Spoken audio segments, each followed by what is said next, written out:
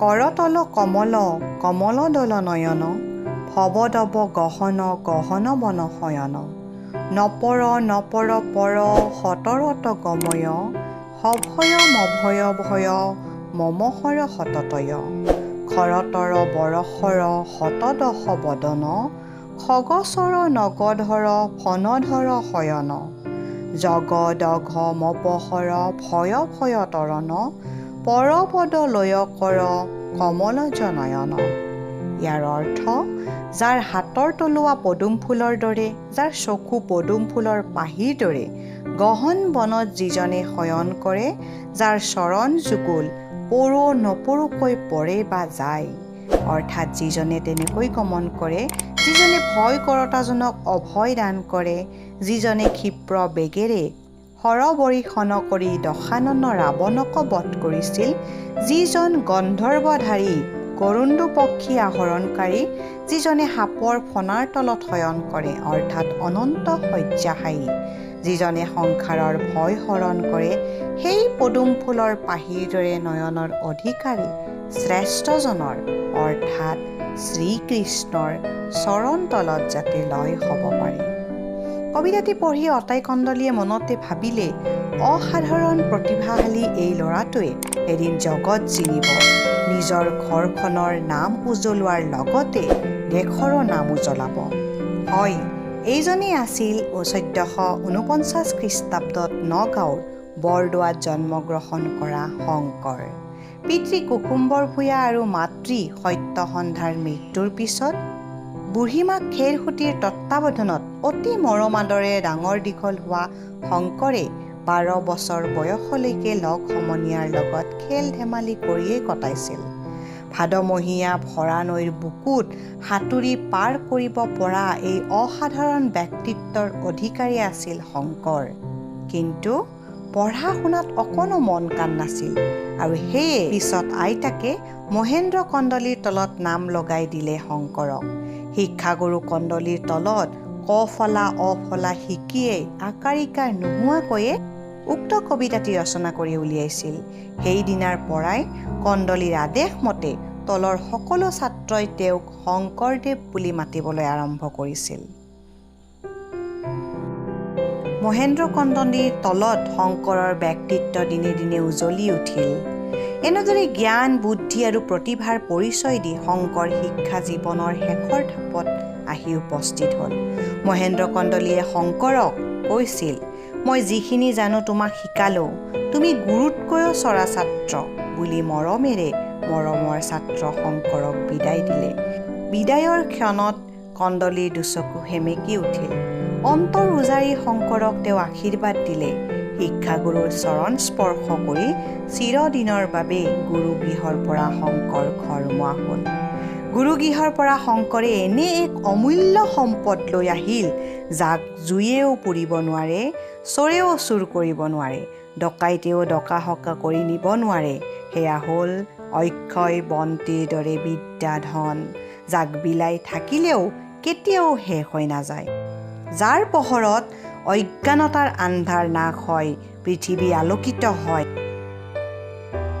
শংকৰদেৱ ঘৰলৈ ঘূৰি অহাৰ পিছত বুঢ়ীমাক খেৰসুঁতীয়ে শংকৰক একে কুলৰে হৰিবৰ গিৰিৰ জীয়ৰী সূৰ্যৱতীৰ লগত বিয়া পাতি দিলে। কিন্তু মুনু নামৰ ছোৱালী এজনীৰ জন্মৰ পিছতে সূৰ্যৱতী মৃত্যুমুখত পৰিল। এই ঘটনাই শংকৰদেৱক মৰ্মান্তিক বেজাৰ দিলে আৰু লাহে লাহে শংকৰে সংসাৰৰ বিষয় বাসনাৰ পৰা আঁতৰি আহিবলৈ ধৰিলে। শংকৰৰ মন মেলিলে তীৰ্থ ভ্ৰমণলৈ। শুভ দিন বাৰ এটা চাই 17জন সংগীসহ শংকৰদেৱে বৰদোৱাৰ পৰা ভাৰত ভ্ৰমণৰ উদ্দেশ্যে ওলাল। এই শংকৰৰ যাত্ৰাত মহেন্দ্ৰ কন্দলীও আছিল তেওঁৰ এজন লগৰীয়া। 12 বছৰ কাল দেশ ভ্ৰমণ কৰি নানা অভিজ্ঞতা সঞ্চয় কৰি সংগীসকলৰ সৈতে পুনৰ বৰদোৱালৈ উভতি আহিল। সমাজত ধৰ্মৰ কথাসমূহ বুজাবলৈ তেওঁ সিংহযাত্ৰা নামৰ এখন নাট ৰচনা কৰি উলিয়ালে। অসমত অংকীয়া নাট ভাওনা অভিনয়ৰ প্ৰথম খোজ আছিল সিংহযাত্ৰাৰ জৰিয়তে। ইয়াৰ পিছত বুঢ়ী আই মন ৰাখিবৰ বাবে শংকৰে দ্বিতীয়বাৰৰ বাবে সংসাৰ পাতিলে কালিন্দীৰ লগত বিয়া পাতি। কিন্তু সংসাৰৰ লগত সম্বন্ধ আছিল তেওঁৰ তেল পানীৰ নিচিনা। শংকৰদেৱে কেৱল ধৰ্ম প্ৰচাৰৰ কথাই চিন্তা কৰিবলৈ ধৰিলে। তেওঁ একনাম ধৰ্ম বৈষ্ণৱ ধৰ্মৰ প্ৰচাৰত লাগিল আৰু ভাৰতৰ চুকে কোণে তেওঁ ধৰ্ম প্ৰচাৰৰ বাবে ভ্ৰমণ কৰিবলৈ ধৰিলে। জীৱনৰ বাকী কালছোৱা তেওঁ ধৰ্মৰ নামতে অৰ্পণ কৰিছিল। লুইতৰ দুয়োপাৰৰ সমাজত নতুন চেতনাৰ সংস্কাৰ হ'ল। সত্ৰ নামঘৰ প্ৰতিষ্ঠা কৰি নৱবৈষ্ণৱ ধৰ্মৰ এক নতুন গতি দিলে। মানুহে বিচাৰি পালে জীৱনৰ এক নতুন অৰ্থ, এক নতুন মানৱতাবোধ। অসমত সূচনা হ'ল এক নতুন যুগৰ।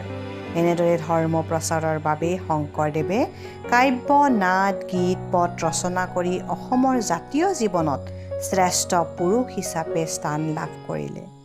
শংকৰদেৱে দি যোৱা সেই ধ্যান ধাৰণাই আজিও অসমৰ মানুহক অনুপ্ৰেৰণা জগাই আহিছে, আগলৈকো জগাই থাকিব।